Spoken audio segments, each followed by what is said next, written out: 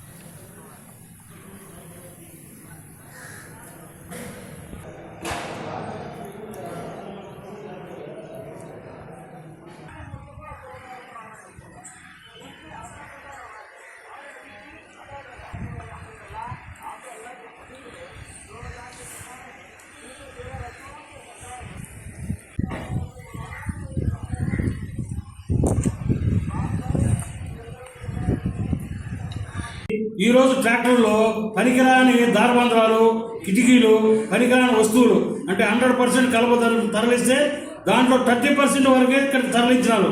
మిగతా 70% కలప ఎవరి జోబుల్లో పోయింది, ఎవరి ఇళ్లలో దాచుకున్నారు అనేది కూడా నిగ్గు తేల్చవలసిందిగా సంబంధిత అధికారులను మేము పత్రికా సమావేశం ద్వారా విజ్ఞప్తి చేస్తున్నాం. నిన్న అందరూ చూశారు, అందరూ అక్కడికి వెళ్ళి ఫోటోలు తీశారు, వీడియోలు తీశారు. కానీ నాకు తెలిసి ఒక్కరు కూడా దాని గురించి ఈరోజు ఎక్కడా ప్రస్తావించినట్టు కానీ ఒక పేపర్లో వచ్చినట్టు కానీ నేనైతే చూడలేదు.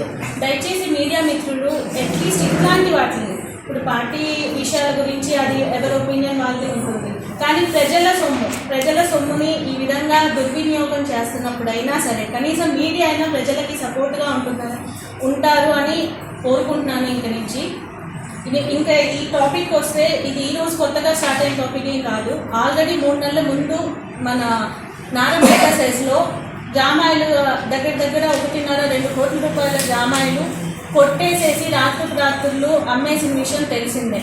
కనీసం అది తెలిసి జరిగిందో మన గౌరవ మంత్రివర్యులకి మనకు తెలియదు. కానీ ఆ విషయం తెలిసిన తర్వాత అయినా సరే కనీసం వాళ్ళ కింద పనిచేసే నాయకులకి ఇలాంటి విషయాలు తప్పు అని గట్టిగా ఆ రోజు ఆయన హెచ్చరించి ఉంటే ఈరోజు ఇంత ధైర్యంగా మళ్ళీ ఇది వాళ్ళు రిపీట్ చేయగలుగుతున్నారు అని నేను అనుకోవట్లేదు. ఆదివారం రోజు ఓకే డెమాలిష్కి ప్రాసెస్ ప్రకారం పోతే డెమాలిషన్కి పర్మిషన్ తెచ్చుకున్నారు, అది వాస్తవం. కానీ తీర్మానం తీసుకున్నారు, డెమాలిష్కి పర్మిషన్ తెచ్చుకున్నారు. నెక్స్ట్ మీరు చేయాల్సిన ప్రొసీజర్ ఎందుకు ఫాలో అవ్వలేదు?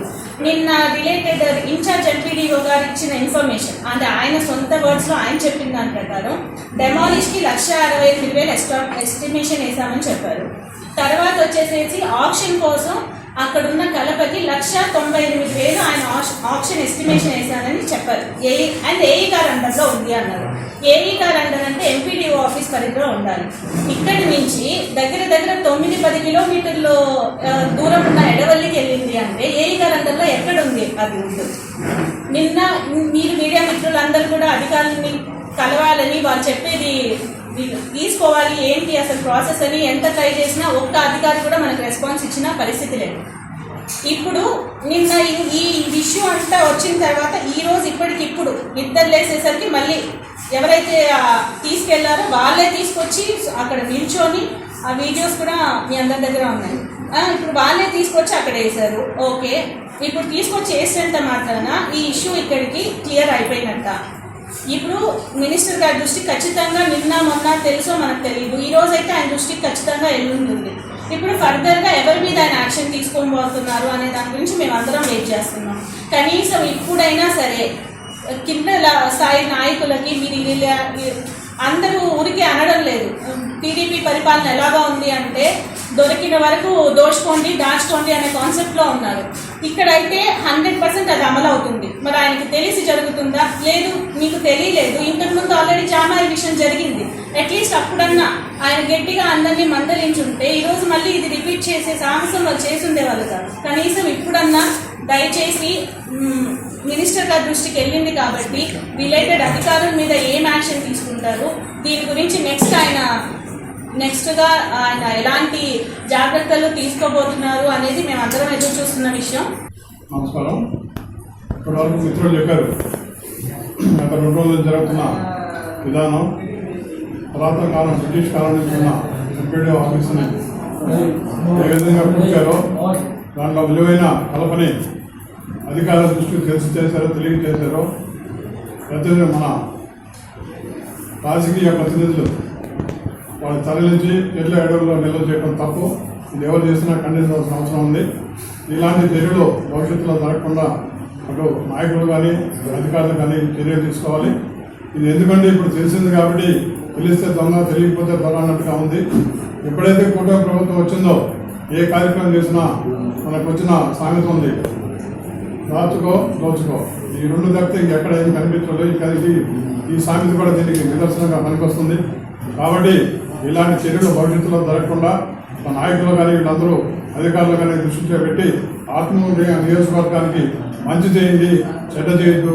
కూటమి ప్రభుత్వం ఇచ్చింది కానీ ప్రజలంతా గెలిపించింది ప్రజలకు న్యాయం చేయాలని, ప్రజలకి ఆదర్శవంతమైన పరిపాలన ఇవ్వాలని ప్రజలు మేము గెలిపిస్తే ఇలాంటి చర్యలు చేసి ప్రజల దృష్టిలో నాయకుల దృష్టిలో మీరు చెడు కాకుండా మంచి ప్రభుత్వం ఉండాలని, అలాగే మీరు చర్యలు తీసుకొని భవిష్యత్తులో ఆత్మూరు నియోజకవర్గానికి చర్యలు జరగకుండా గట్టిగా యాక్షన్ తీసుకోవాల్సిందిగా అందరికీ కోరుతూ, పత్రికలు ముఖ్యంగా మీరు పత్రికలు కూడా మీరు తెలియజేస్తుంటే దీంట్లో నిజాలను కూడా నిగ్గుతేర్చి మీరు స్వయంగా దీని మీద కూడా మీరు యాక్షన్ తీసుకొని ప్రభుత్వం దృష్టి కానీ అధికారుల దృష్టి కానీ తీసుకెళ్లి దీన్ని న్యాయం జరిగేటట్టుగా ఎవరైతే దీనికి తప్పు చేస్తారో వాళ్ళ మీద యాక్షన్ తీసుకునే విధంగా మీరు కూడా దీన్ని ప్రయత్నం చేయాలని, అదేవిధంగా పార్టీ పరంగా కూడా దీని మీద కూడా ఒత్తిడి చేసి రాజకీయంగా కానీ అన్ని విధాలా కానీ తప్పులు ఎక్కడైనా తప్పు జరిగితే ఆ తప్పును ఏ విధంగా కానీ ఖండించి దాన్ని నిజాలని నిగ్గు చేస్తామని కోరుకుంటాం.